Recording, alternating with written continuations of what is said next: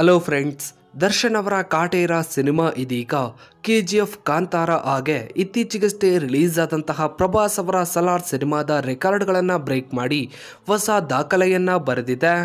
ಹೌದು ಫ್ರೆಂಡ್ಸ್, ದರ್ಶನ್ ಅವರ ಕಾಟೇರ ಸಿನಿಮಾ ಮೊದಲ ವಾರದಲ್ಲೇ 104 ಕೋಟಿಗೂ ಅಧಿಕ ಬಾಕ್ಸ್ ಆಫೀಸ್ ಕಲೆಕ್ಷನ್ ಅನ್ನ ಮಾಡಿ ಹಳೆಯ ರೆಕಾರ್ಡ್ಗಳನ್ನು ಬ್ರೇಕ್ ಮಾಡಿ ಕನ್ನಡ ಸಿನಿಮಾ ರಂಗದಲ್ಲೇ ಹೊಸ ಇತಿಹಾಸವನ್ನ ಬರೆದಿದೆ. ಕಾಟೇರ ಸಿನಿಮಾದ ಬಾಕ್ಸ್ ಆಫೀಸ್ ಕಲೆಕ್ಷನ್ನ ಬಗ್ಗೆ ಸೋಷಿಯಲ್ ಮೀಡಿಯಾದಲ್ಲಿ ಸಾಕಷ್ಟು ಚರ್ಚೆಗಳು ನಡೀತಾ ಇತ್ತು. ಕಾಟೇರ ಸಿನಿಮಾದ ಬಾಕ್ಸ್ ಆಫೀಸ್ ಕಲೆಕ್ಷನ್ ಸುಳ್ಳು ಅನ್ನೋ ಬಗ್ಗೆ ಕೆಲವರು ಸೋಷಿಯಲ್ ಮೀಡಿಯಾದಲ್ಲಿ ಕಮೆಂಟ್ಗಳನ್ನು ಹಾಕ್ತಾ ಪೋಸ್ಟ್ಗಳನ್ನು ಹಾಕ್ತಾ ಇದ್ರು. ಯಾಕಂದ್ರೆ ಇತ್ತೀಚೆಗಷ್ಟೇ ರಾಕ್ಲೈನ್ ವೆಂಕಟೇಶ್ ಅವರಿಗೆ ಕಾಟೇರ ಸಿನಿಮಾದ ಬಾಕ್ಸ್ ಆಫೀಸ್ ಕಲೆಕ್ಷನ್ನ ಬಗ್ಗೆ ಪ್ರಶ್ನೆಯನ್ನ ಕೇಳಲಾಗಿತ್ತು.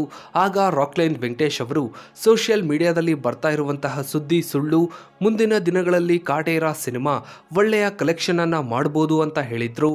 ರಾಕ್ಲೈನ್ ವೆಂಕಟೇಶ್ ಅವರು ಕಾಟೇರ ಸಿನಿಮಾದ ಬಾಕ್ಸ್ ಆಫೀಸ್ ಕಲೆಕ್ಷನ್ನ ಬಗ್ಗೆ ಈ ರೀತಿಯ ಹೇಳಿಕೆಯನ್ನ ನೀಡ್ತಾ ಇದ್ದ ಹಾಗೆ ಕಾಟೇರ ಸಿನಿಮಾದ ಬಾಕ್ಸ್ ಆಫೀಸ್ ಕಲೆಕ್ಷನ್ನ ಬಗ್ಗೆ ಸೋಷಿಯಲ್ ಮೀಡಿಯಾದಲ್ಲಿ ಸಾಕಷ್ಟು ಚರ್ಚೆಗಳು ನಡೀತಾ ಇದ್ವು.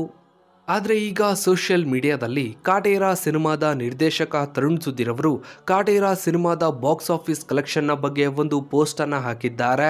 ಈ ಒಂದು ಪೋಸ್ಟ್ ನಲ್ಲಿ ಕಾಟೇರ ಸಿನಿಮಾ ಮೊದಲ ವಾರದಲ್ಲೇ 100 ಕೋಟಿ ಕ್ಲಬ್ ಸೇರಿದೆ ಅಂತ ಪೋಸ್ಟ್ ಅನ್ನ ಹಾಕಿದ್ದಾರೆ. ಅಂದ್ರೆ ದರ್ಶನ್ ಅವರ ಕಾಟೇರ ಸಿನಿಮಾ ಮೊದಲ ವಾರದಲ್ಲೇ 100 ಕೋಟಿಗೂ ಅಧಿಕ ಬಾಕ್ಸ್ ಆಫೀಸ್ ಕಲೆಕ್ಷನ್ ಅನ್ನ ಮಾಡಿ ಹಳೆಯ ರೆಕಾರ್ಡ್ ಗಳನ್ನ ಬ್ರೇಕ್ ಮಾಡಿ ಹೊಸ ದಾಖಲೆಗಳನ್ನ ಬರೆದಿದೆ.